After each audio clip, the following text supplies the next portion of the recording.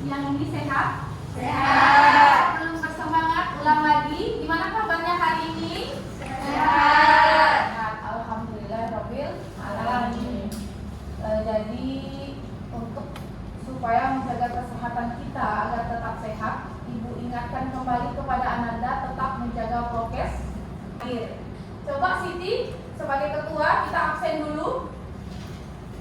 Syabrak absen mulai. Safiawan hadir Bu. Elatriana hadir Bu.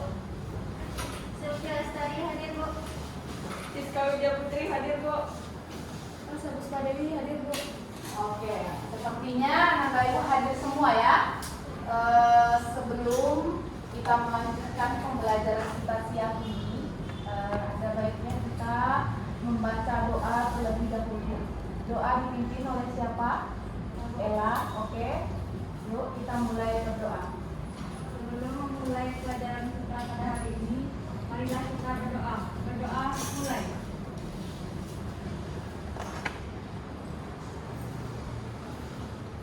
Doa selesai. Oke. Siapa yang memimpin lagu? Apa yang kita nyanyikan saat sekarang ini? Nyanyi lagunya enggak? Indonesia Raya. Yuk. Bisa ini tetap duduk atau berdiri enggak? Baiklah teman-teman, silakan bermain Indonesia Raya. Oke, Ibu boleh bergabung ya.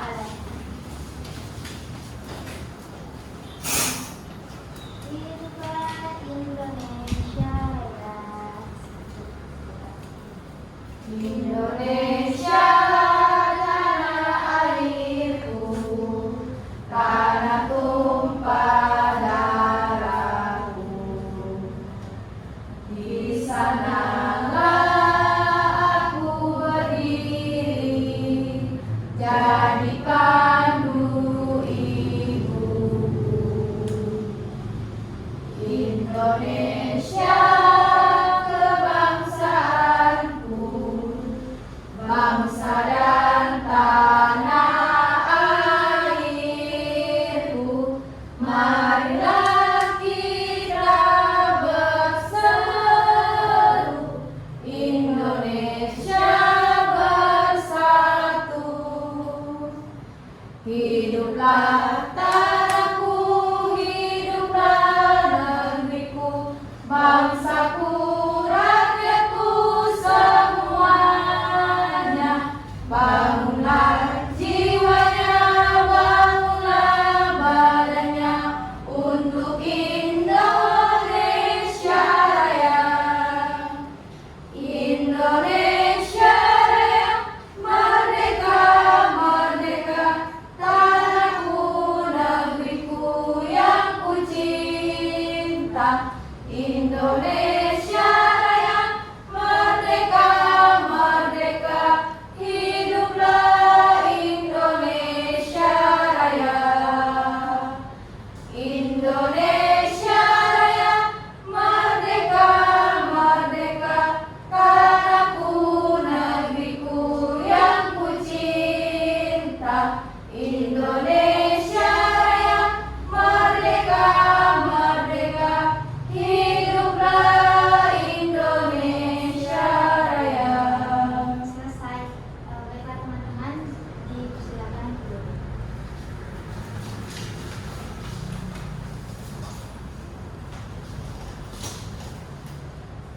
Terima kasih kita ucapkan kepada Ananda Bunga yang telah memimpin lagu Indonesia Raya. Jadi Indonesia Raya itu adalah lagu kebangsaan kita ya. Selanjutnya untuk karena di sini karena pertemuan kita siang hari ya. Siang hari ini adalah jam-jam rawan ngantuk, capek gitu ya. Kalau sudah makan pasti ngantuk, kalau belum makan pasti capek. Jadi untuk melatih kefokusan kita seperti biasa kita briefing dulu. Kesempatan ini Ibu yang mimpin SDP-nya ya. Biasanya kan Ananda, sekarang Ibu yang mimpin SDP-nya. Diharapkan semua Ananda untuk berdiri. Oke. Jadi SDP-nya seperti ini. Ada tangan kanan. Coba tangan kanan, ya, tangan kanan. Berarti tangan kanan ini kita hitung 1, 2, 3, 4, 5, 6. Coba. 1, 2, 3, 4, 5, 6. Berarti 2 gerakan. Yang tangan kiri itu 3. 1, 2, 3, 4, 5, 6. Ayo. 1, 2, 3, 4, 5, 6. Coba kita hitung barengan. Jadi gerak kanan dan kiri itu barengan, cuma masing-masing arahnya itu berbeda. Kalau kanan cuma 2, kalau kiri ada 3. Bisa kita mulai? Bisa. Coba. 1, 2, 3. 1. 2. Ulang lagi. Kiri 1, 2, 3, 4, 5, 6. Kalau kanan 1, 2, 3, 4, 5, 6. Yuk, coba yang kanan dulu. 1, 2, 3, 4, 5, 6. Siska, itulah lagi. 1, 2, 3, 4, 5, 6. Yang kiri Yona. 1, 2, 3, 4, 5, 6. Yuk barengan. 1, 2, 3, 4, 5, 6. Lanjut. 1, 2, 3, 4, 5, 6. Oke, terima kasih. Silakan duduk. Sepertinya memang banyak yang kurang konsentrasi ya. Ya benar sekali, mungkin mengingat waktunya di sini sudah siang dan ada yang belum makan juga pastinya ya. Oke. Jadi selanjutnya Ibu minta Ananda semua untuk berdiri. Berdiri ya. Kebetulan pertemuan kita kemarin kan hari Kamis, jadi seragamnya batik. Sekarang hari Rabu seragamnya seragam keprofesian keperawatan, yaitu putih-putih, pakai jilbab putih dan pakai alma mater. Oke, semuanya udah bagus. Nggak ada lagi kaosnya yang berwarna belang, semuanya udah putih. Oke, terima kasih. Silakan duduk kembali. Kelihatan gambar Ibu? Kelihatan.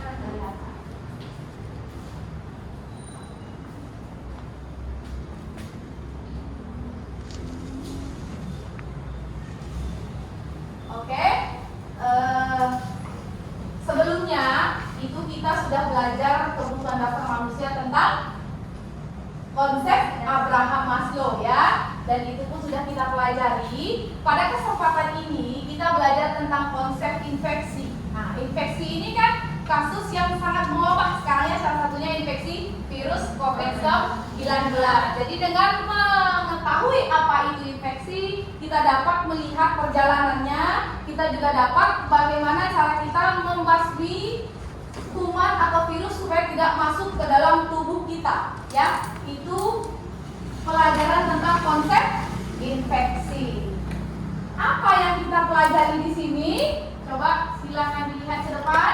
Di sini ada 2 kompetensi ya, seperti biasa ada kompetensi pengetahuan dan ada kompetensi keterampilan. Kemudian ada 2 kompetensi di sini. Pertama menganalisis infeksi. Jadi kita menganalisis apa itu infeksi, kemudian tanda-tanda infeksi, proses penyebaran infeksi, ya. Kemudian di sini menunjukkan tanda-tanda dari infeksi. Ini dia. Jadi setelah belajar kita dapat menguraikan pengertian dan penyebab dari infeksi. Kemudian mendeteksi penyebaran penyakit infeksi. Selanjutnya menganalisis tahap proses infeksi dan terakhir menunjukkan tanda-tanda dari infeksi. Kira-kira kita sudah siapkah belajar untuk konsep infeksi ini? Sudah. Kita yel-yel dulu? Iya, silakan berdiri. Silakan berdiri. Kita yel-yel kelas ya. Kalau Ibu bilang keperawatan, bisa. Keperawatan luar biasa. Ayo semangat. Keperawatan Bisa. Keperawatan Luar biasa. Keras lagi. Keperawatan Bisa. Keperawatan Luar biasa. Oke, siap untuk belajar hari ini? Siap. Ayo, silakan. Jadi di sini apa yang kita pelajari di sini sudah menguraikan, mendeteksi, menganalisis dan menunjukkan. Sekarang Ibu ada 2 kasus, ya. Sebelum belajar, Ibu minta Anda semua itu di depannya sudah ada pena dan kertas ya, untuk menulis apa yang belum dipahami selama penayangan slide presentasi nanti. Oke, Ibu minta Elsa Puspadewi membacakan kasus pertama. Silakan berdiri. Bacakan keras-keras ya Elsa.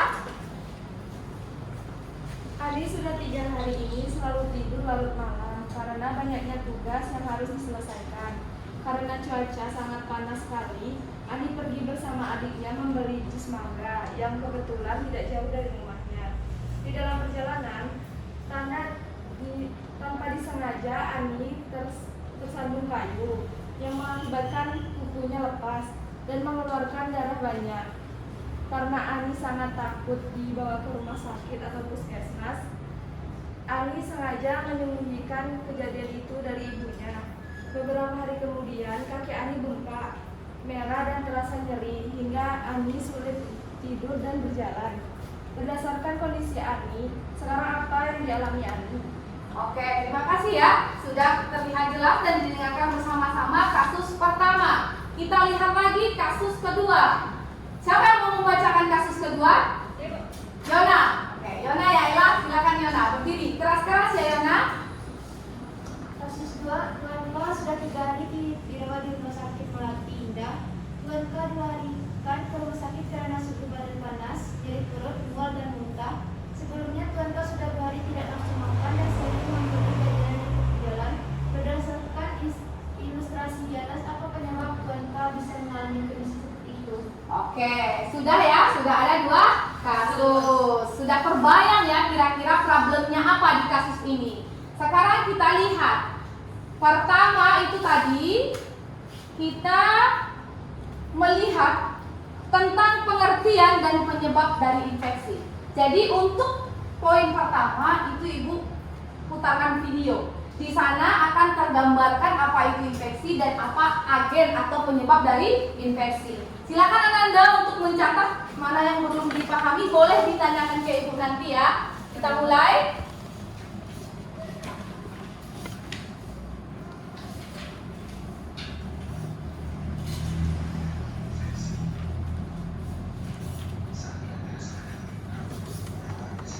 Terdengar?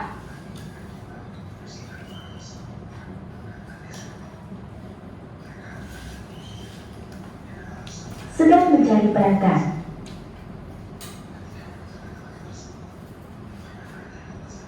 Bentar ya, soalnya kurang terdengar.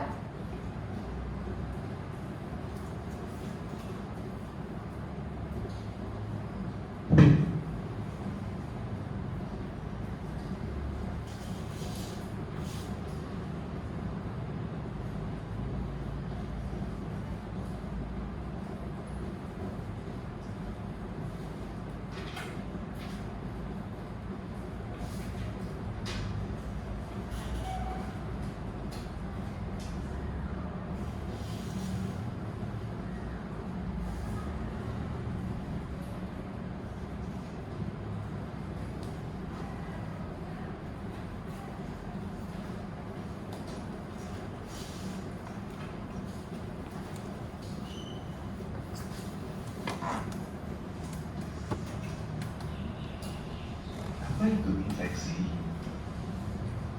Saat kita tidak sengaja terluka, orang-orang di sekitar kita mungkin akan mengingatkan kita untuk membersihkan luka tersebut dengan menggunakan antiseptik. Mereka berkata demikian dengan alasan agar tidak terjadi infeksi. Ketika mendengar kata-kata tersebut, pernahkah terlintas pertanyaan di benak kita, apa itu infeksi? Infeksi secara sederhana merupakan masuknya kuman ke dalam tubuh sehingga menyebabkan penyakit. Kuman sendiri merupakan makhluk hidup yang berukuran sangat kecil yang dapat menyebabkan penyakit. Dalam dunia medis, penyebab infeksi dikenal sebagai agen penginfeksi. Agen penginfeksi dapat terbagi menjadi beberapa kelompok besar, yaitu virus, bakteri, jamur, dan parasit. Masing-masing kelompok agen penginfeksi memiliki mekanisme penyebab penyakit yang berbeda-beda. Mari kita lihat satu persatu, dimulai dari virus. Virus merupakan agen penginfeksi yang berukuran paling kecil. Agen penginfeksi ini bukan berupa sel. Virus hanya memiliki material genetik berupa DNA atau RNA. serta beberapa struktur protein untuk membantu melakukan proses infeksinya. Semua struktur tersebut terbungkus dalam selubung protein yang disebut kapsid. Struktur dari virus secara sederhana dapat dilihat pada gambar di layar. Virus secara alami merupakan makhluk hidup yang menginfeksi dan masuk ke dalam sel. Virus akan mengambil alih sel yang diinfeksinya, kemudian memperbanyak diri di dalam sel tersebut dengan bantuan dari organel dalam sel tersebut. Proses infeksi virus antara lain adalah sebagai berikut. Proses ini diawali dengan perlekatan dari virus. Virus hanya dapat menginfeksi jenis sel tertentu yang sesuai dengan tanda pengenal pada permukaan sel tersebut. Sebagai contoh, virus SARS-CoV-2 yang mengakibatkan penyakit COVID-19 dapat masuk ke dalam sel yang memiliki tanda pengenal berupa reseptor ACE2. Sel-sel tersebut antara lain terdapat pada berbagai organ, sehingga penyakit COVID-19 memunculkan gejala pada berbagai organ tubuh. Setelah mengenali sel yang akan diinfeksi dan menempel pada permukaannya, maka terjadi proses masuknya virus ke dalam sel. Proses ini melibatkan bagian dari dinding sel yang akan semakin mencolok ke arah dalam sel, sehingga akhirnya terlepas dan membentuk kapsid. Sebagian virus yang memiliki selubung tambahan di luar kapsid dapat langsung menyatukan dinding selubung tersebut dengan dinding sel, sehingga kapsid dapat langsung masuk ke dalam sel tanpa membentuk vesikel. Setelah masuk ke dalam sel, kapsid virus harus diarahkan ke dalam tempat yang membantu perbaikan diri virus. Untuk virus yang mengandung RNA, sasarannya adalah sitoplasma. Sedangkan untuk virus yang mengandung DNA, sasarannya adalah inti sel. Setelah sampai di tempat sasaran, maka kapsid virus akan terbuka dan material genetik akan dikeluarkan. Material genetik yang sudah dikeluarkan kemudian akan memulai proses perbaikan diri dengan bantuan dari protein-protein yang menyertai. Virus yang memiliki RNA akan dibantu oleh RNA-dependent RNA polymerase. Virus yang mengandung DNA akan dibantu oleh DNA-dependent RNA polymerase.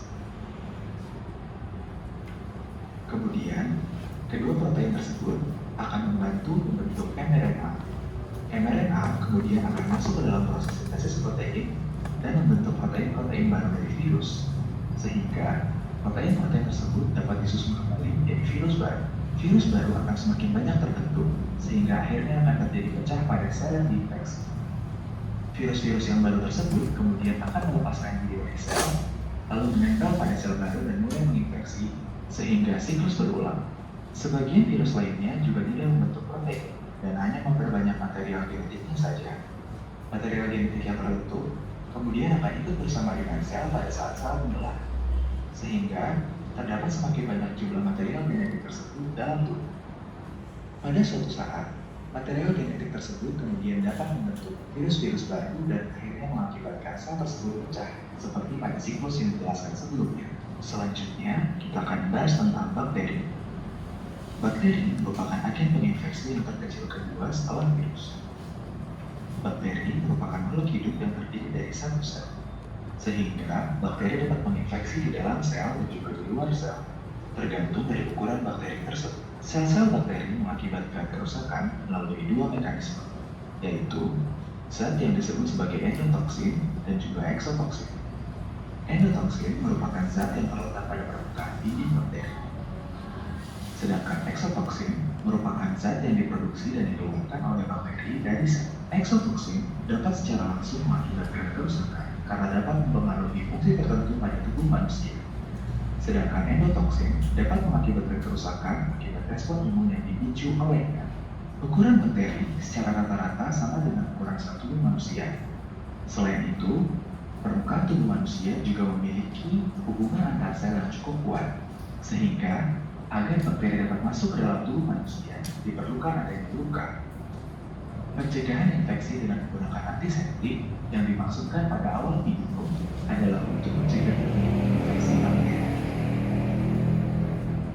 Selanjutnya kita akan membahas mengenai parasit. Parasit merupakan agen penginfeksi yang hidup dengan mengambil nutrisi dari makhluk hidup yang ditumpanginya. Makhluk hidup yang ditumpangi oleh parasit disebut sebagai inang. Parasit dapat terbagi menjadi dua kelompok besar, yaitu endoparasit dan ektoparasit.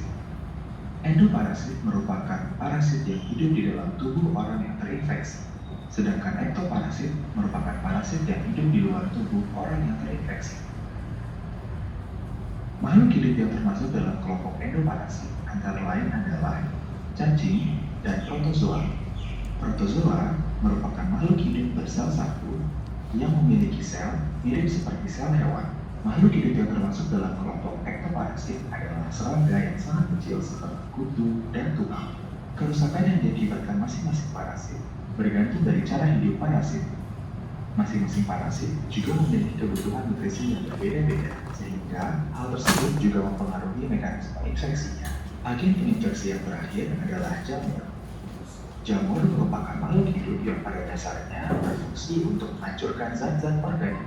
Berdasarkan cara hidupnya, jamur dapat dikelompokkan menjadi beberapa kelompok, yaitu saprofit, yaitu jamur yang hidup pada jasad makhluk hidup, simbion, yaitu jamur yang hidup bersama dengan makhluk hidup lainnya, kemudian bekerja sama untuk saling mendukung pertumbuhan satu sama lain, komensal, yaitu jamur yang hidup bersama dengan makhluk hidup lainnya untuk memperoleh keuntungan tanpa merugikan makhluk hidup tersebut. Kemudian, parasit, yaitu jamur yang hidup bersama dengan makhluk hidup lainnya dan mengambil nutrisi dari makhluk hidup tersebut sehingga bersifat merugikan. Dalam konteks infeksi, jenis jamur yang terlibat adalah jamur yang hidup sebagai parasit. Infeksi jamur dapat merusak bagian tubuh melalui pertumbuhannya yang cepat sehingga dapat merusak jaringan tempat tumbuhnya. Pertumbuhan jamur pada permukaan tubuh dapat menembus jaringan seperti lumut yang tumbuh pada permukaan batu. Pada umumnya, individu dengan imunitas baik memiliki risiko infeksi jamur yang sangat rendah, sedangkan individu dengan imunitas yang buruk akan memiliki risiko infeksi jamur yang lebih tinggi. Individu dengan imunitas buruk yang dimaksud adalah orang-orang yang menderita penyakit HIV/AIDS. Diperlukan penanganan ekstra untuk mencegah terjadinya infeksi jamur pada orang-orang tersebut. Berdasarkan penjelasan singkat tersebut, dapat disimpulkan bahwa 1. Infeksi merupakan masuknya agen penginfeksi yang menyebabkan penyakit. 2. Agen penginfeksi antara lain terdiri dari berbagai jenis makhluk hidup, yaitu virus, bakteri, parasit, dan jamur. 3. Masing-masing agen penginfeksi memiliki karakteristik dan cara merusak yang berbeda, sehingga mekanisme infeksinya juga berbeda. Hal tersebut memerlukan pendekatan untuk penanganan yang berbeda pula. Demikianlah penjelasan singkat saya mengenai apa itu infeksi. Semoga.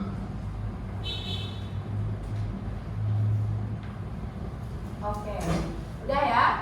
Udah terlihat poin pertama itu apa pengertian dari infeksi dan apa penyebabnya, ya. Oke, kita lanjut ke poin kedua. Mendeteksi penyebaran penyakit infeksi. Di sini proses atau tahap penyebaran infeksi itu terjadi dua tahap. Ada yang langsung dan ada yang tidak langsung. Yang langsung itu misalnya kita penjamu ya, yang sudah ada di dalam tubuh kita mikroorganisme seperti apa tadi? Virus. Ya, bagus. Ya. Oke. Jadi kalau seandainya kita di dalam diri kita sudah masuk, sudah invasi, berarti kita sudah terinfeksi ya. Jadi apabila kita batuk, ya, mengeluarkan droplet, itu yang disebut dengan langsung. Jadi tidak ada agen perantara, tidak ada media. Misalnya ibu batuk, ya, ini influenza. Batuk ibu bersin dekat CCTV tanpa masker, ibu tanpa masker. Jadi langsung terkena, itu namanya transmisi langsung. Tidak ada media yang mengantarkan, ya. Yang kedua itu ada transmisi tidak langsung. Di sini ada 5. Ada foodborne, ada vector-borne, ada fecal-borne, ada waterborne, dan ada airborne.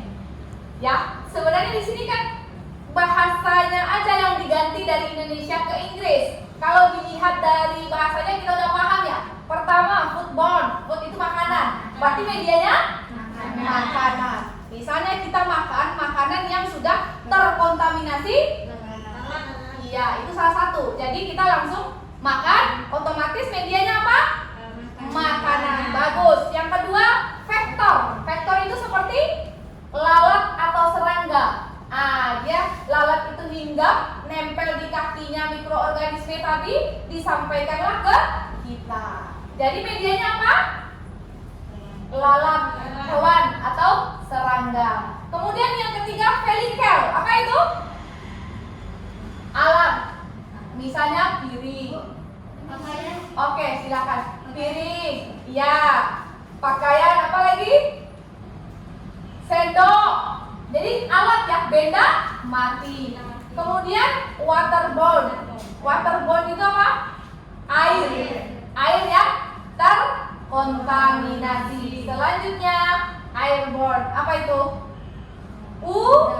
Darah. Jadi proses masuknya, menyebarnya virus itu atau bakteri parasit ke dalam tubuh itu ada dua cara, transmisi langsung dan transmisi tidak langsung. Ya, kita lanjut. Menganalisis tahap dari proses infeksi. Ini dia. Jadi infeksi ini suatu keadaan yang di dalam tubuh. Jadi dia ada proses, ya, ada proses yang harus dilewati sehingga tubuh kita itu memang benar-benar sudah disebut terinfeksi. Apa tahapan itu? Pertama ada namanya tahap inkubasi, ya. Inkubasi ini tahap pertama masuknya mikroorganisme ke dalam tubuh kita. Boleh virus, parasit, bakteri dan jamur. Itu masuk sampai ada gejala awal. Itu namanya inkubasi. Jadi proses masuknya, invasi, masuklah virus atau kuman tadi ke dalam tubuh kita, itu masuk sampai ada gejala, itu dinamakan dengan inkubasi. Kemudian tahap kedua ada namanya prodromal. Apalagi ini prodromal? Prodromal ini tubuh kita mengasih tanda, ya, dia mengasih tanda kalau warning, ada alarm, ya, seperti misalnya handphone kita lagi low kan, titit berarti low. Jadi kalau di sini tubuh kita kena infeksi, dia kasih tanda, itu namanya periode prodromal. Tanda seperti apa? Saat tubuh kita terkena infeksi atau invasinya mikroorganisme lain, biasanya tanda yang paling khas di dalam tubuh kita apa? Benar sekali, demam, sakit. Itu mengisyaratkan nih tubuh kamu lagi diserang. Jadi kita sakit. Apa lagi? Lemah. Ya, itu periode prodromal, ya. Kemudian periode sakit. Nah, ini periode sakit ini yang menimbulkan gejala atau manifestasi di tubuh kita. Misalnya yang masuk itu bakteri Salmonella typhosa. Itu bakteri apa? Bakteri yang menyebabkan tifoid atau tipus, ya. Di sini kalau gejalanya biasanya kita dari perut, mual muntah dan panas tinggi. Nah, itu fase ke sakit atau periode sakit. Kemudian periode penyembuhan. Ternyata ya, mikroorganisme itu ada batasan umurnya di dalam tubuh kita. Tetapi harus kita bantu dengan pengobatan. Tidak bisa, Bu, kalau misalnya kita biarkan saja, apakah bisa dia pergi di dalam tubuh kita, Bu? Kalau udah habis waktunya, tidak. Jadi dua, kalau memang habis waktunya dia bisa mati atau dia bisa berkembang terus, ya. Itu makanya kita harus lakukan pengobatan. Jadi seperti itu ya.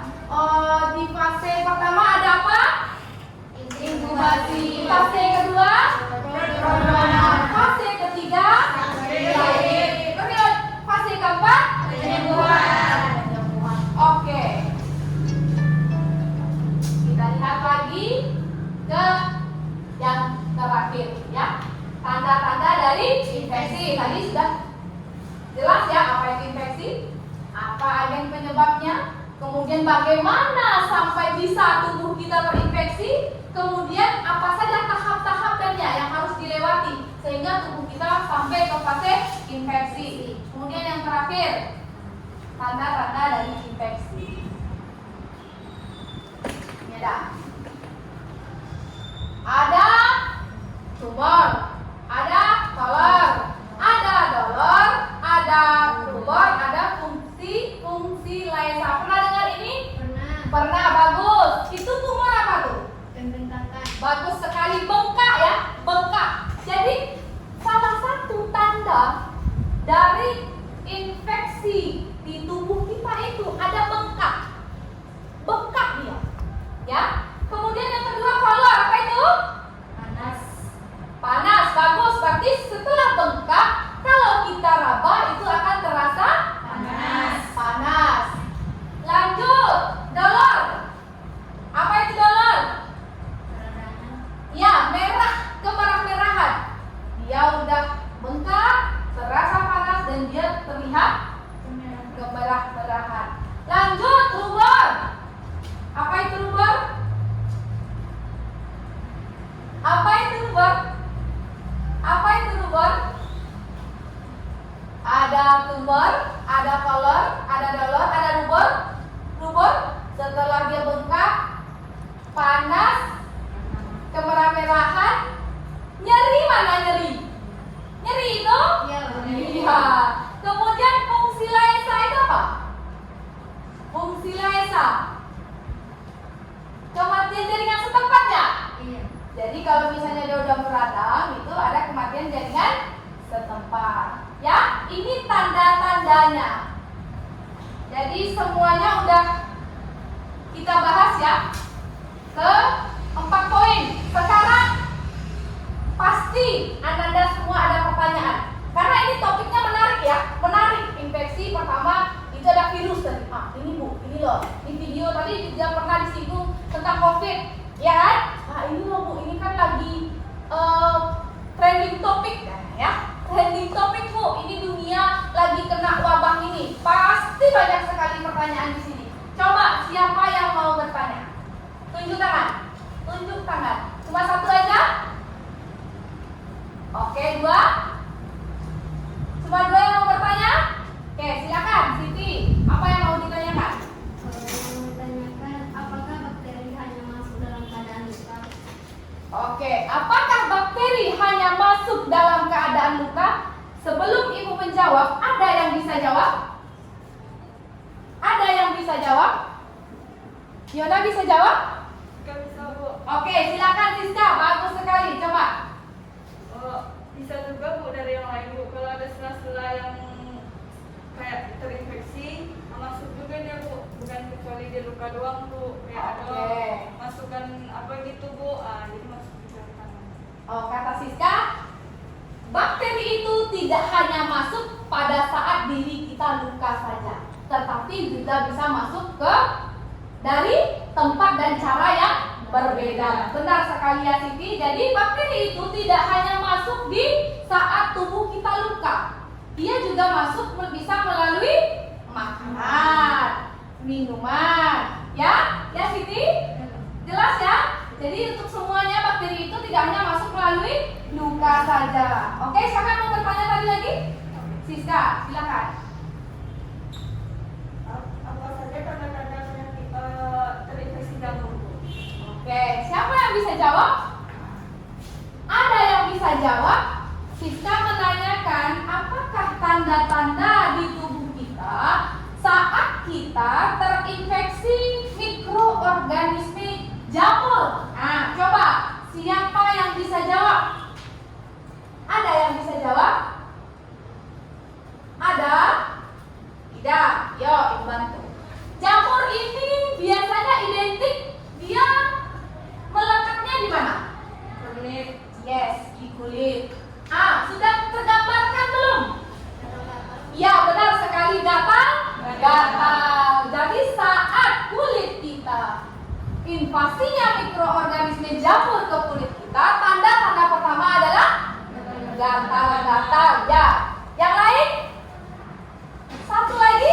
Perubahan pigmen kulit. Iya, jadi selain gatal-gatal, kulit kita itu memerah atau ada bintik-bintik merah. Itu yang menyebabkan gatal. Seperti itu ya Siska? Oke.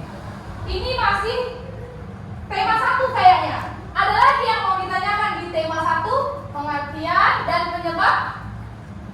Cukup? Lanjut kita ke tema 2. Ada yang mau ditanyakan? Di situ ada proses penyebarannya. Udah terlihat kan tadi? Ada yang mau ditanyakan tentang ini? Ada? Atau mengerti? Sudah cukup mengerti? Ibu buka lagi nih. Nih, udah jelas ya? Ada yang langsung, ada tidak langsung. Kalau yang COVID itu gimana tuh? Dia transmisi langsung atau transmisi tidak langsung? Siapa yang jawab langsung? Tunjuk tangan. Yang sekarang tahap penyebaran infeksi itu kan ada 2, bilang ya. Ada langsung dan ada tidak langsung. Kalau langsung berarti penjamunya yang langsung menyebarkan, menginfeksi seperti kita. Kalau tidak langsung ada media yang mengantarkan, gitu ya. Sekarang ibu tanya, COVID-19 itu kan virus ya? Nah, itu transmisinya apa? Langsung atau tidak langsung? Ella tidak langsung. Kalau sini tidak langsung. Yang langsung siapa? Coba tunjuk tangan yang langsung. Ada? Bunga, silakan Bunga. Apa alasan Bunga bilang COVID-19 itu tahap penyebarannya transmisi langsung? Coba dijelaskan. Coba keraskan suaranya sedikit biar terdengar sama teman-temannya. Pertemuan gitu sama teman gitu. Dia salaman jabat tangan. Jadi virus masuk. Oke, berarti katanya langsung. Apabila ibu terinfeksi, salaman dengan si Bunga, ngomong ibu dengan si Bunga, puncet-puncet kan, jadi si Bunga nggak pakai masker, ibu nggak pakai masker, langsung lah. Nah itu makanya disebut dengan langsung. Katanya nggak ada media yang harus membawa. Gimana dengan pendapat yang tidak langsung? Oke, silakan Ella. Tapi kalau melalui udara juga bisa. Yang melalui udara juga itu langsung atau tidak langsung? Tidak langsung. Tidak langsung juga. Berarti masuk dia ke poin? Hah? Airborne. Ya, ini sangat menarik sekali ya, sangat menarik sekali. Di sini ada analisa yang sebenarnya sama tujuannya, tapi mungkin penempatannya agak sedikit meleset. Jadi ulang lagi ya. Jadi transmisi langsung ini maksudnya gini. Kita kan penjamu. Penjamu itu apa? Orang yang sudah terinfeksi, ya, orang yang sudah terinfeksi. Jadi saat kita terinfeksi virus itu berarti kita sudah dikatakan penjamu, ya. Jadi kita berpotensi untuk menularkan ke seseorang. Seperti apa cara kita menularkannya? Bisa jadi misalnya droplet yang kita keluarkan dari diri kita sendiri, atau air liur tadi, ya, atau darah seperti HIV/AIDS seperti itu ya. Jadi intinya di sini transmisi langsung dan tidak langsung itu bedanya kalau yang langsung kita langsung yang mengeluarkan tanpa harus singgah dulu dia ke media, gitu ya. Kalau transmisi tidak langsung dia singgah dulu. Contohnya untuk makanan itu dia terkontaminasi. Jadi penjamunya makanan kita makan, ya, kita makan itu makanan. Kemudian vektor serangga yang membawa virus itu ke kita, atau nyamuk berarti dia yang membawa ke kita, bukan kita langsung ke orang itu. Sekarang ada yang udara. Nah, udara yang dimaksud ini seperti apa? Apakah memang setiap penyakit itu bisa, kan kita ini Bu, hacin ya, dibawalah sama udara ke si Bunga. Seperti itu tak kerja si COVID itu? Seperti itu tak kerja si COVID? Atau misalnya Ibu bersin, keluar droplet atau air liur gitu ya, nempel dia ke salah satu objek organ si Bunga gitu. Si Bunga tidak sengaja dia lap hidung, dia lap mulut, masuklah invasi dia melalui hidung dan mulut ke dalam tubuhnya si Bunga. Berarti kan ibu penjamunya. Sekarang ibu tanyakan, kalau yang udara itu kan berarti udara itu yang menyebarkan. Saat kita terinfeksi COVID, saat kita bersin, misalnya ini nggak ada orang ini ya, Ella, ibu bersin, kan nggak ada orang. Berarti di sini di udara ini udah ada virus itu, gitu kan? Masuklah si A ke dalam ini. Bisakah dari udara itu dia pindahkan ke si yang datang? Kira-kira bisa nggak? Bisa. Jadi udara ini berpotensi Berarti si COVID ini dua ya, ada langsung dan ada tidak langsung. Tidak langsungnya melalui apa? Udara. Jadi di sini ada garis bawahi sedikit ya. Jadi perbedaan virus COVID-19 itu dia ada ciri-ciri tertentu. Dia akan tetap hidup apabila dia hinggap di inangnya. Inangnya tadi kan ada di tadi inang. Inangnya tadi kalau dia hidup juga, kalau inangnya mati dia akan mati. Jadi kapan virus itu akan tetap hidup? Apabila dia hidup nyangkut di inang yang tetap hidup, seperti di besi. Tapi kalau sudah di inang yang mati, dia akan mati. Coba kita flashback ke kasus yang tadi. Misalnya kita bersin, nempelnya ke papan, mati kan dia? Karena kan inangnya tidak hidup, dia mati. Jadi tidak ada lagi potensi udara yang akan menyambutkan. Seperti itu, ya. Jadi sudah jelas. Yang langsung kalau flu transmisi langsungkah atau tidak langsung? Flu langsung, bagus. Berarti udah bisa menganalisa ya. Kalau misalnya sakit, kalau misalnya diare, karena apa? Karena ada makanan. Iya, ada agen yang menyalurkan seperti makanan atau vektor. Ya, berarti udah paham. Kita lanjut ke tema 3. Menganalisis tahap proses infeksi. Ada pertanyaan di sini? Ada 4 tahap ya. Ada tahap inkubasi, ada tahap prodromal, ada tahap sakit, dan ada tahap penyembuhan. Ayo, siapa yang ingin bertanya? Ada yang mau ditanyakan? Ada? Atau sudah paham apa itu periode inkubasi, apa itu periode prodromal, apa itu periode sakit, dan apa itu periode penyembuhan? Ayo, siapa yang ingin bertanya? Kalau inkubasi itu masa masuknya atau invasinya mikroorganisme ke dalam tubuh sampai tubuh kita menimbulkan gejala. Fase prodromal yaitu fase gejala awal, yang mana gejala-gejalanya itu gejala-gejala yang mayoritas saja. Kalau sakit, kita udah dalam fase sakit. Kemudian penyembuhan itu fase sakit sampai kita sembuh. Ada yang mau ditanyakan di sini? Atau sudah mengerti? Ada nggak yang mau ditanyakan? Atau cukup mengerti? Saat kita ini dilubuk, saat kita ini dilubuk fasenya, baru kita sekarang ibu yang bertanya. Kan itu ada fase inkubasi ya.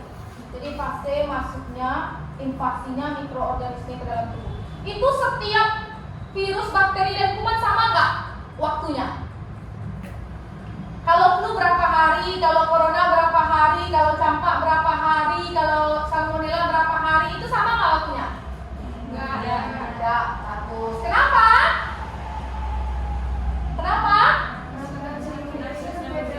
Iya, karena si agennya berbeda.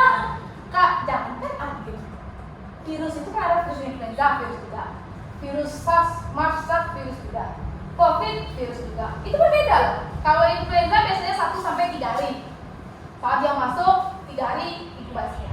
Kalau corona berapa hari? 14. Bagus, berarti itulah ya, seperti itu ya. Jadi kalau kita tenaga kesehatan ini kan asisten keperawatan ini udah orang kesehatan ya, jangan sampai itu nggak ngebaca, nggak dengar berita. Kira-kira berapa sih masa inkubasinya corona ini di dalam tubuh kita? 14 hari. Bagus. Selama 14 hari itu kita sangat berpotensi sekali menyebarkan ke orang lain. Jadi di dalam tahap fase ini ada inkubasi, ada prodromal, ada sakit, ada penyembuhan. Di fase pertama itulah kita sangat berpotensi tinggi untuk menyebarkan ke orang lain, gitu. Ya, misalnya gini, ibu kena virus hari Senin, virus influenza. Kalau 3 hari kan Senin, Selasa, Rabu. Sama siapa ibu Senin, Selasa, Rabu itu? Itulah yang akan beresiko terjangkit influenza ibu. Bukan pas ibu hacing, meler, itu nggak lagi, udah kurang.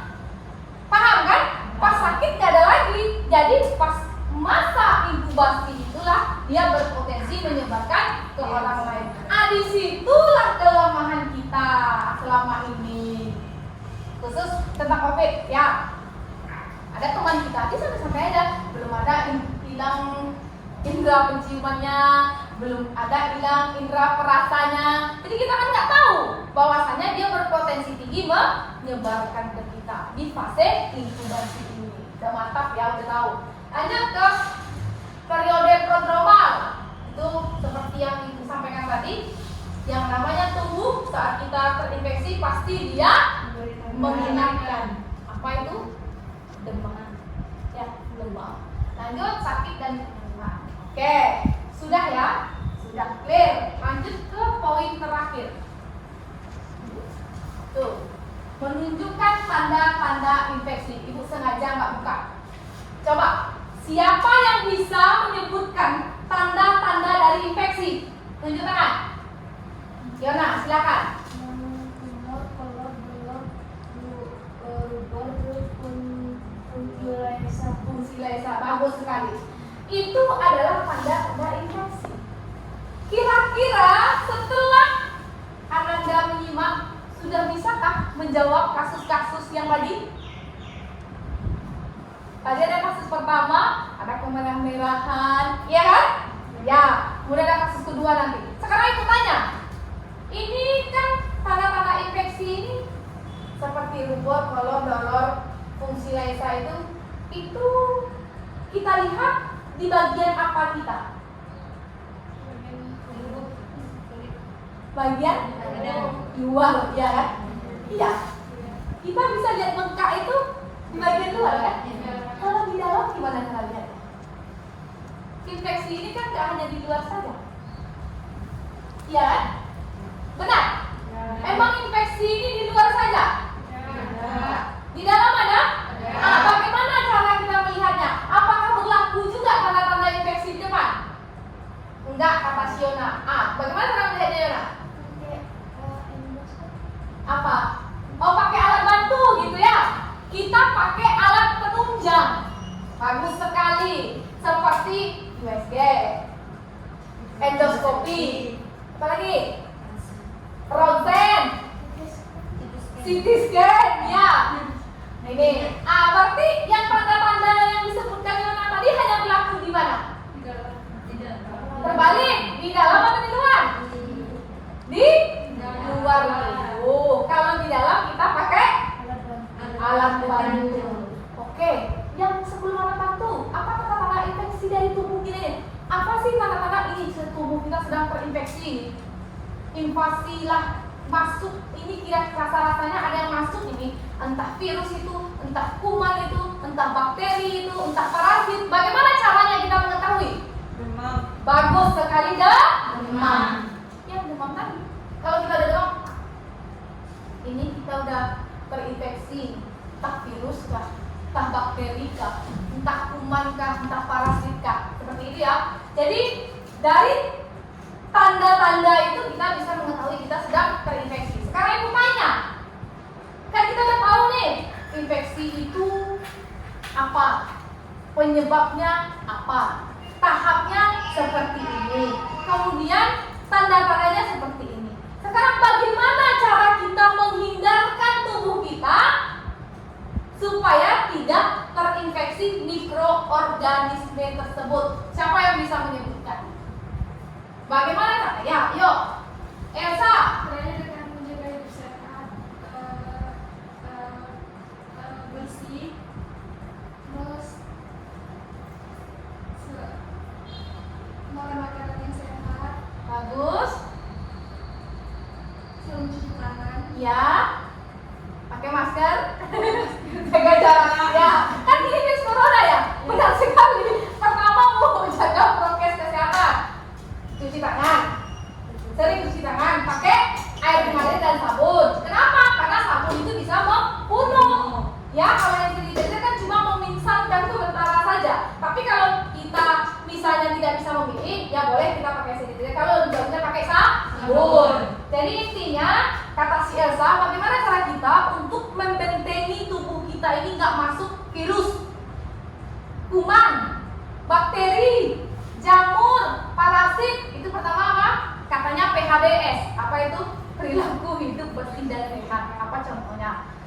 sebelum mengerjakan sesuatu, sebelum makan, sesudah memegang sesuatu kita cuci tangan. Itu dalam diri. Kemudian mandi. Personal hygiene kita ya, personal hygiene mandi. Apalagi? Ganti baju. Itu PHBS. Kemudian pindah ke lingkungan. Ya, percuma saja kita bersih, mandi tiap hari, ganti baju 3 kali sehari, tapi lingkungan tidak bersih, banyak sampah. Oke, transmisi langsung tidak. Kalau transmisi tidak langsung, ada kan agennya? Nah itu. Jadi lingkungan. Kemudian di samping fisik, kita juga harus meningkatkan imun. Olahraga, itu benar. Meningkatkan imun satunya olahraga. Apalagi? Berpikir positif, betul. Berpikir positif masuk. Iyalah, kan kalau orang berpikir positif dia selalu menganggap orang ini baik. Tidak ada stres, ya kan? Kalau stres kan imun tubuh kita lemah. Iya kan? Nah, itu makanya ada penelitian ODGJ itu tidak bisa terinfeksi virus katanya. Sebenarnya bisa, tapi programannya memang tidak naik. Kenapa? Karena orang ODGJ itu tidak boleh bilang orang itu ya. ODGJ, orang dalam gangguan jiwa. Nggak boleh bilang orang G lagi, oke? ODGJ itu kan dia tidak stres, memang dia nggak berpikir, iya kan? Itu makanya dia kalaupun terinfeksi dia cepat sembuhnya. Kalau kita kan, ini mati nggak saya ini gimana nih? Ini berat nggak ini mati nggak saya ini? Belum datang penyakit udah stres.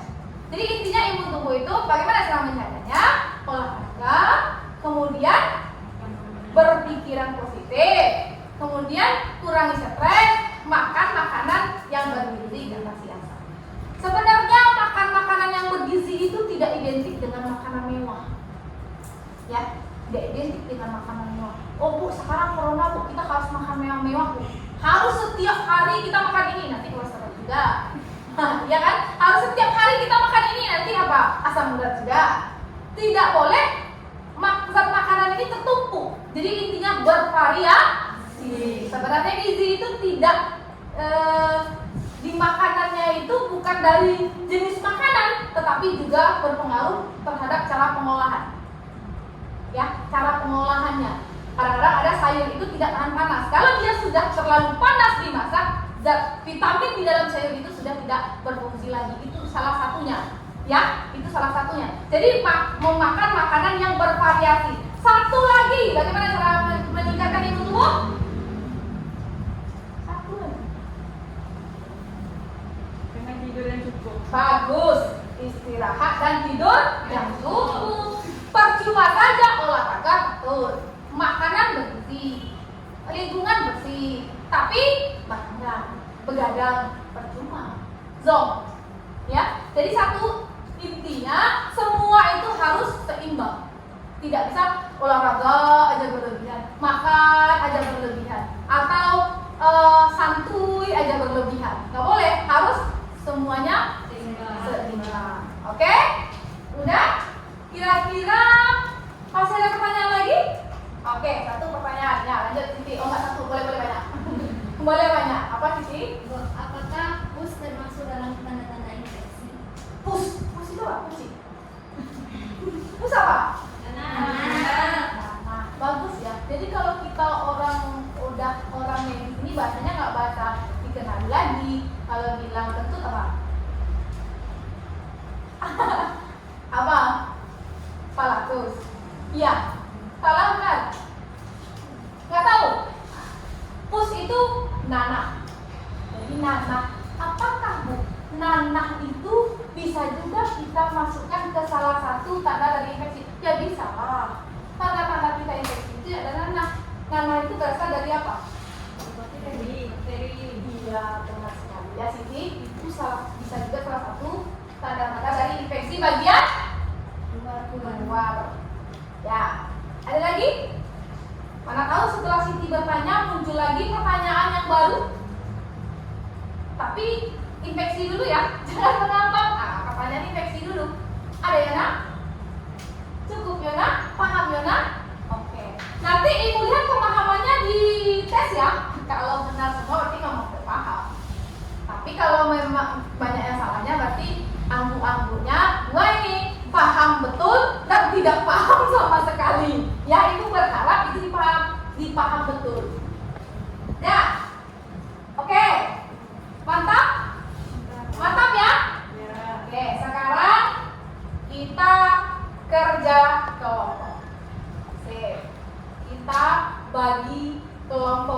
berdasarkan hitungan. Nanti dia 2 kelompok. Hitung, dimulai.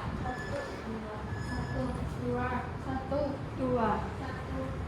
Oke, silakan duduk, tahan dulu. Silakan duduk per kelompok. Ingat, jaga jarak.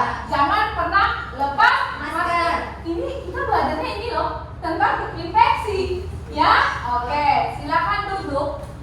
Boleh di sini, boleh di sini. Jaga jarak. Coba kelompok 1 di sebelah kanan ibu, kelompok 2 di sebelah kiri ibu. Yuk, cepat.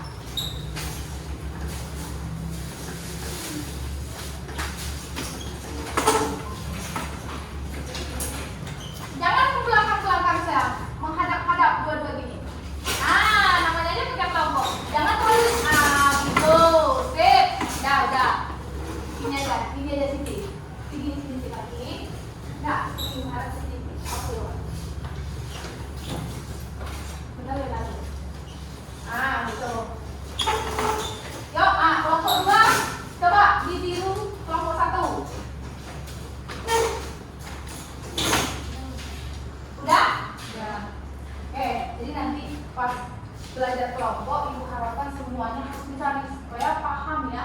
Jangan yang itu aja, misalnya Siti-Sitinya memahami. Tunda enggak, Elsa enggak, Siska enggak. Jadi harus mengerjakan semuanya, harus terlibat ya. Di sini jam ibu menunjukkan 2:30, jadi kita selesainya jam 3 kurang 1/4 ya. 15 menit aja bisa ya. Per kelompok ya, Pak.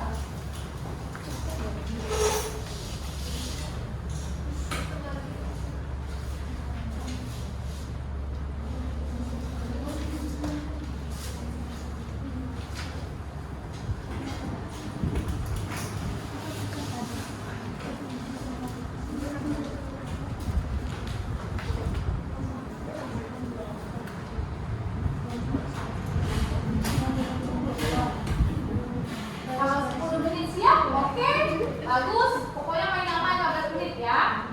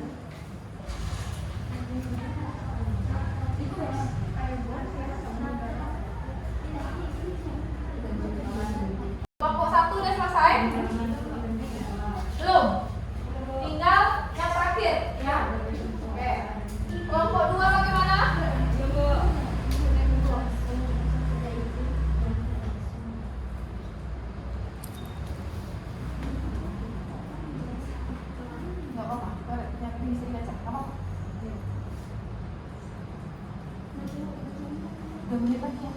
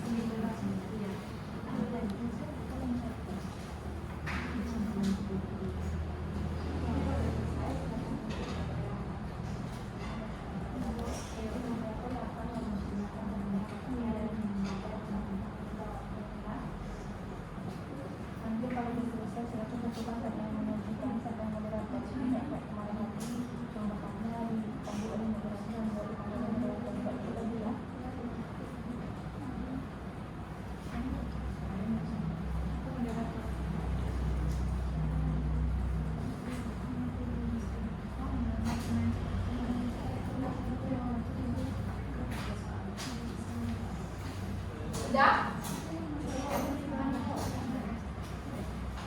Kelompok 1 sudah? Oke, tinggal buat nama. Jangan lupa, jangan sampai lupa masukkan nama kelompok teman yang lain.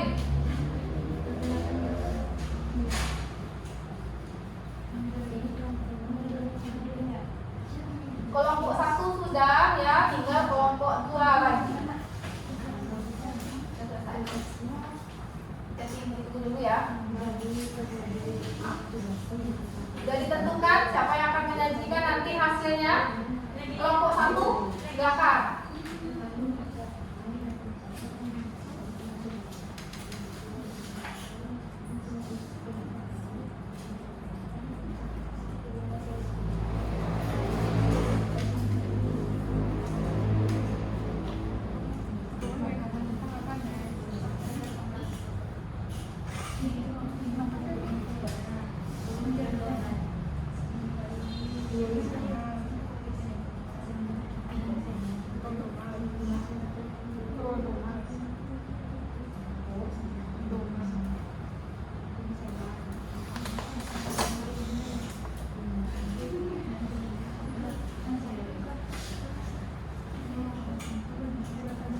Udah kelompok 2 gimana?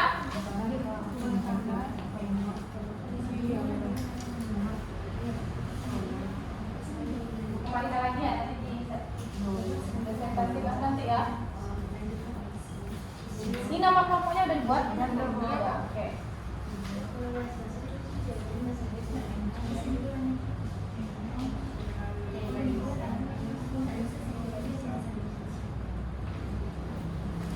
Ya.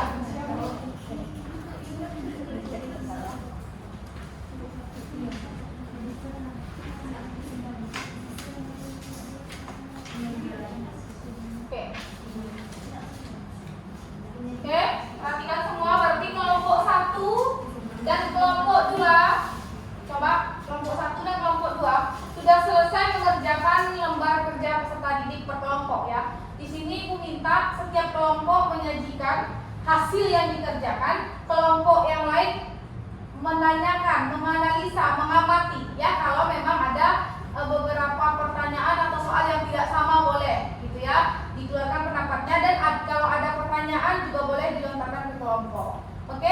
Kira-kira dari kelompok 1 dan kelompok 2 siapa yang mau tampil duluan? Satu Bu. Dari yang satu dulu ya. Boleh ya kelompok 1?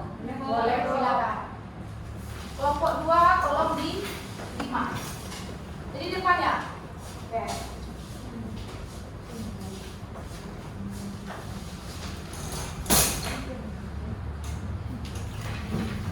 Assalamualaikum warahmatullahi wabarakatuh. Waalaikumsalam warahmatullahi wabarakatuh. Kami dari kelompok 1 akan mempresentasikan hasil kerjasama kelompok kami.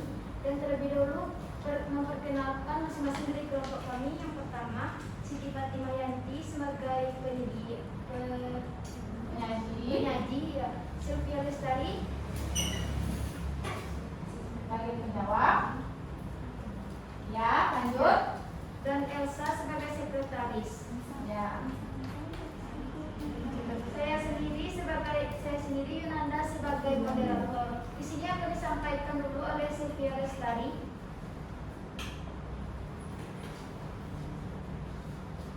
Soal yang pertama, kasus pertama, Ani sudah 3 hari ini selalu tidur larut malam karena banyaknya tugas yang harus diselesaikan.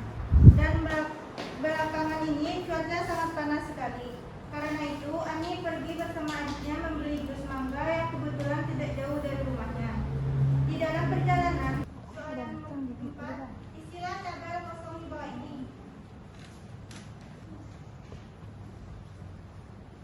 Penularan langsung oleh mikroba patogen di pintu masuk yang sesuai dari Penyebaran infeksi secara langsung dan tidak langsung. Yang tidak langsung ada outward, vector-borne, pressure-borne, waterborne, dan airborne. Tahap-tahap proses infeksi.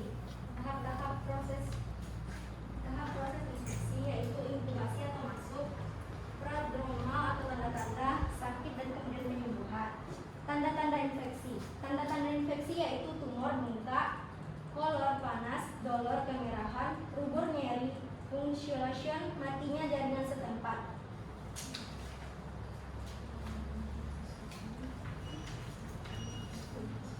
Dari kesimpulan yang sudah kami sampaikan, apakah dari kelompok 2 ada yang ingin bertanya? Jika ada yang bertanya, silakan disampaikan biar Elsa sebagai sekretaris mencatat. Ya, sebentar ya.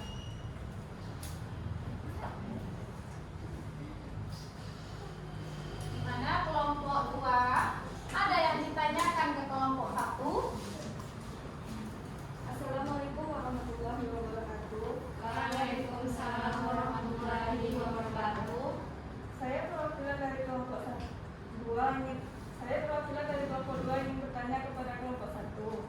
Bagaimana cara melakukan tindakan antiseptik pada kaki Ani yang terinfeksi? Sekian, terima kasih. Baiklah, pertanyaannya akan kami jawab. Tunggu. Berikan waktu untuk menjawab pertanyaan dari kelompok 2. Apakah cuma ada satu pertanyaan atau ada lagi? Pas. Dah.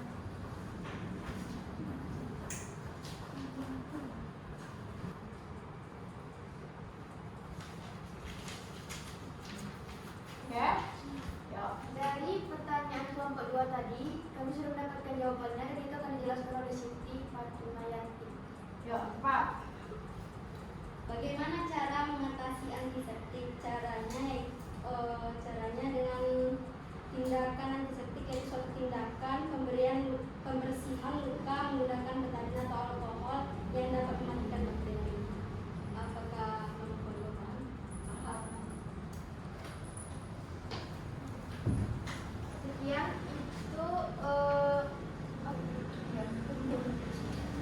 Sekian itu presentasi dari kami kelompok 1. Mohon maaf jika ada kesalahan. Assalamualaikum warahmatullahi wabarakatuh. Waalaikumsalam warahmatullahi wabarakatuh.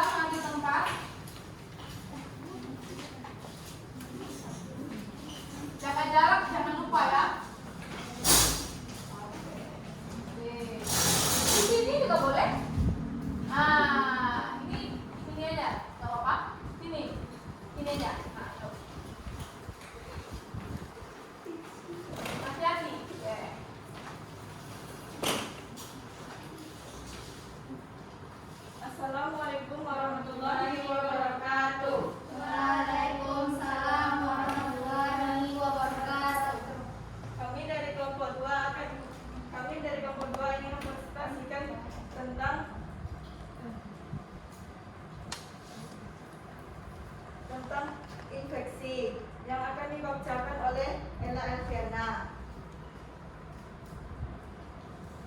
Baik, saya akan menyajikan hasil tugas kelompok 2. Kasus pertama, Ani sudah 3 hari selalu tidur larut malam karena banyaknya tugas yang harus diselesaikan. Dan belakangan ini cuaca sangat panas sekali.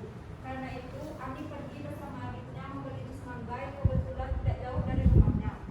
Di dalam perjalanan, sampai sengaja Ani tersandung kayu yang mengakibatkan kukunya lepas dan mengeluarkan banyak darah. Karena Ani sangat takut dibawa ke puskesmas atau rumah sakit, Ani sengaja menyembunyikan kejadian itu dari ibunya. Beberapa hari kemudian kaki Ani bengkak, mengorat, dan terasa nyeri sehingga Ani sulit tidur dan berjalan. Berdasarkan kondisi Ani sekarang, apa yang dialami Ani? Yang dialami Ani adalah Ani terinfeksi karena disebabkan adanya pembengkakan, peradangan, dan nyeri pada kaki. Dan Ani juga tidak membersihkan lukanya dengan cairan antiseptik dan menyebabkan infeksi. Kasus kedua, Tuan K sudah 3 hari dirawat di rumah sakit Melati Indah. Tuan K dilarikan ke rumah sakit karena suhu badan panas, nyeri perut, mual, dan muntah. Sebelumnya Tuan K sudah 2 hari tidak nafsu makan dan membeli jajanan di tepi jalan. Berdasarkan instruksi di atas, apa penyebab Tuan K bisa mengalami kondisi seperti itu? Tuan K mengalami transmisi tidak langsung melalui makanan yang terkontaminasi bakteri dan kuman, dan juga imun tubuh Tuan K yang kurang sehat.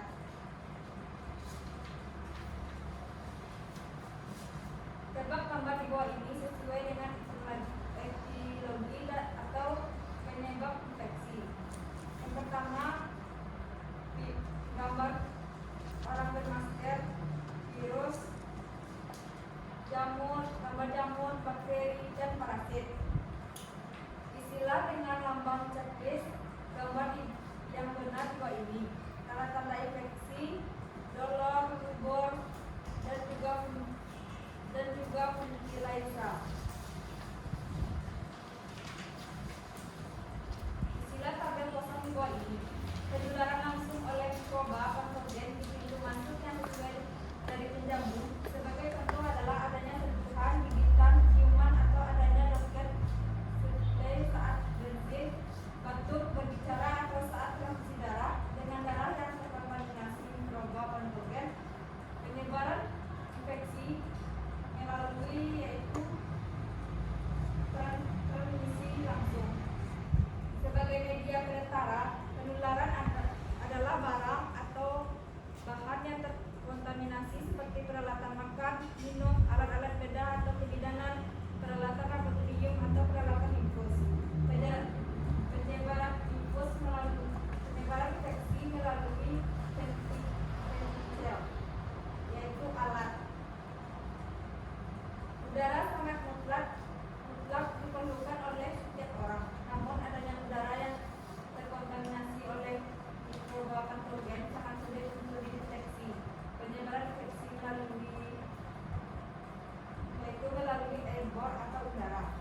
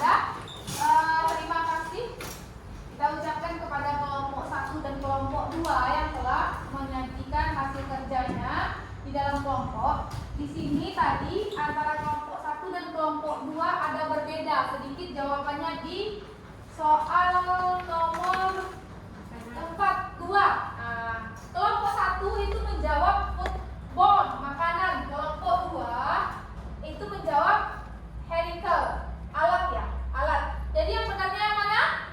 Alat. Berarti kelompok 1 salah ya? Salah. Jadi intinya jangan terkecoh dengan kata makanan.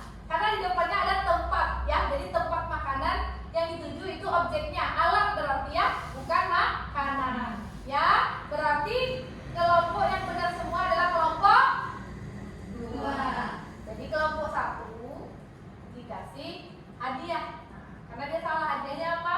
Mencari data penyebaran COVID di wilayah kita ini sebulan terakhir. Jadi per hari ya. Bisa ya kelompok 1? Ya, jadi yang paling benar semua itu kelompok 2 nggak dikasih hadiah. Kelompok 1 dikasih hadiah. Hadiahnya mencari data COVID dari di bulan ini di daerah kita ini ya. Jadi kita kan kasusnya sekarang infeksi nih. Kita cari kasus COVID di wilayah kita ini bulan ini. Jadi dari bulan Agustus ya. Lihat gimana kurvanya, apakah menurun, naik, turun, naik atau gimana. Ya kelompok 1? Ya, Oke. Berdiri dulu semua, berdiri dulu. Relax kita. Relax ya. Relax. Yuk kita ya sebentar sebelum kita mengerjakan tes evaluasi sumatif. Kita relax dulu, kita yel dulu ya. Saat ibu bilang Allahu Akbar, semuanya bilang Allahu Akbar. Jadi kalau Allahu Akbar, Allahu Akbar, Allahu Akbar, seperti itu. Oke? Sip. Ini sebenarnya kita menambah semangat ya dengan mendekatkan diri. Mudah-mudahan setan yang bergantungan di mata, itu hilang ya. Yuk, Allahu Akbar. Allahu Akbar. Allahu Akbar. Ulang lagi, saat ibu bilang Allahu Akbar, jawabnya Allahu Akbar, langsung Allahu Akbar. Oke? Siap. Allahu Akbar. Allahu Akbar. Allahu Akbar. Ulang lagi, sendiri lagi. Allahu Akbar. Allahu Akbar. Ini lebih keras setannya daripada ini. Yuk, ulang lagi, cepat, semangat. Ini bergantungan setannya nanti ya. Yuk, Allahu Akbar. Allahu Akbar. Allahu Akbar. Yuk, silakan. Sekarang kita bagi sembako ya. Nah, bagi sembako. Tes, iya, sembakonya tes. Tes biar ini kan jam-jam ngantuk ya. Biar itu kita bagi sembako, silakan jawab. Jangan lupa buat namanya. Jangan lupa buat nama. 10 menit cukup, 5 menit juga cukup. Ada yang belum kebagian sembako? Ada Bu. Ada. Oke. Langsung Ya, langsung dijawab. Jangan lupa buat namanya.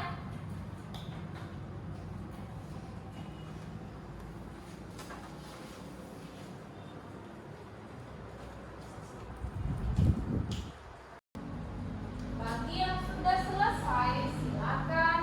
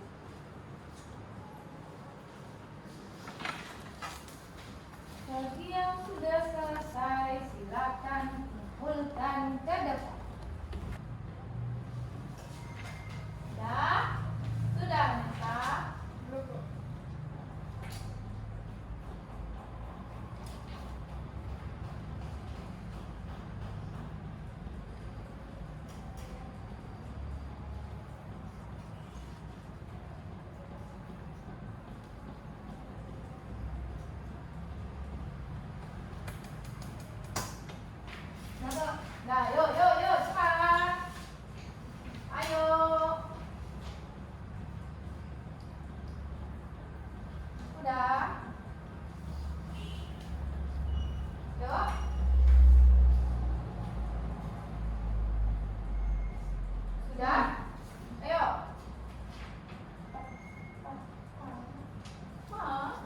Selesai. Udah Bu. Sini, yuk. Yang sudah selesai silakan kumpulkan ke depan. Ini sembako ya, enak dimakan ya. Yuk. Yuhu.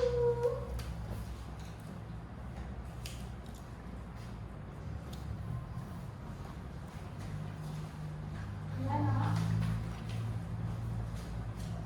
Sekarang Ibu minta kepada Ananda untuk menyimpulkan apa pembelajaran kita hari ini, mulai dari apa yang kita pelajari, kemudian apa yang belum dimengerti, apa yang paling disukai di pembelajaran ini, kemudian apa kelebihan dan kelemahan tentang pembelajaran tahap infeksi ini. Siapa yang bisa menyimpulkan? Tunjuk tangan semuanya, atau ada perwakilan yang akan menyimpulkan? Ella, bisa Ella? Silakan. Yuk. Atau ada selain Ella? Ella aja. Yuk Ella. Jadi kesimpulannya Berdiri Ella. Jadi kesimpulannya adalah infeksi adalah masuknya agen infeksi ke dalam tubuh sehingga menyebabkan infeksi. Penyebarannya yaitu melalui virus, bakteri, jamur, dan parasit. Setelah itu ada tanda-tandanya seperti tumor, yaitu pembengkakan, kolor panas, kolor, peradangan atau kemarahan, rubor, yaitu nyeri, fungsi laisa, yaitu kematian fungsi kulit, fungsi sel kulit. Sudah Ella? Sudah. Ada yang dapat menambahkan sedikit lagi dari kesimpulan yang sudah disampaikan oleh Ella? Ada? Ada yang ingin menambahkan atau cukup yang disampaikan oleh Ella? Ada? Mulai dari pengertian sampai agen, kemudian tahap, proses, dan tanda-tanda ya. Coba Siti, apa kesimpulan yang sudah didapatkan kelebihan belajar ini dan apa kekurangan yang didapat dan apa materi yang sudah dipahami dan belum dipahami? Silakan. Coba Siti ya. Berdiri. Keraskan suaranya biar temannya dengar. Kelebihan dari pelajaran dari materi infeksi ini adalah kita mengetahui bagaimana cara mengatasi infeksi, kemudian tanda-tanda infeksi, dan bagaimana kita mengenai infeksi jika kita terinfeksi. Kemudian yang ditanyakan apakah sama sel-sel dari bakteri dan virus berkembangnya sel perkembangan itu. Oke, jadi ada satu pertanyaan lagi yang menyangkal ya. Kemana kah? Silakan. Oke, ada satu pertanyaan lagi yang menyangkal, mungkin di itu katanya apakah sama sel yang diserang oleh virus dan bakteri, seperti itu ya pertanyaannya. Iya, Pak. Jadi kalau virus itu masuknya melalui udara, ya. Kalau virus itu masuknya melalui udara, tapi kalau kuman bakteri itu masuk melalui pencernaan. Berbeda dia. Jadi kalau seperti itu yang diserangnya juga berbeda. Ya Siti? Oke. Terima kasih kepada Ella dan Siti yang sudah menyimpulkan pembelajaran kita hari ini tentang konsep infeksi. Ibu harapkan